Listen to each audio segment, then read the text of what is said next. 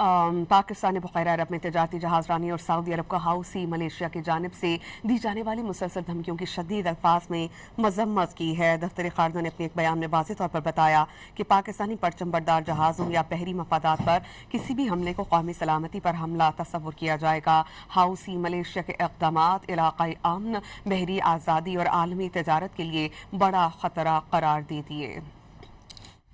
Yemen के हौसियों की Saudi अरब को धमकियों पर पाकिस्तान ने सऊदी अरब की हिमायत में अहम ऐलान कर दिया।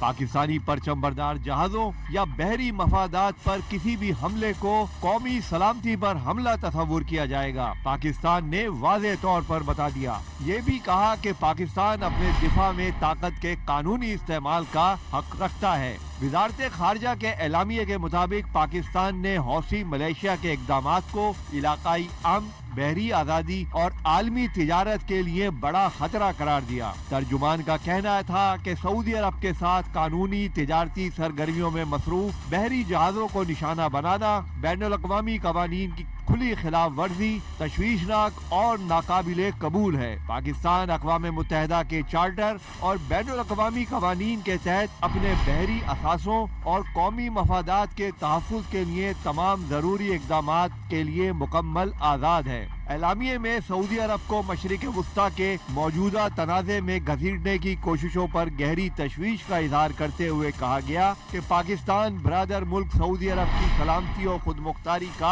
हामी है। पाकिस्तान ने तमाम फरीकीन पर जोर दिया कि वो बैनुल अक़वामी क़वानीन का एहतराम करें, खित्ते में कशीदगी कम करने के लिए सिफारतकारी और मुज़ाकरात का रास्ता अपनाएं।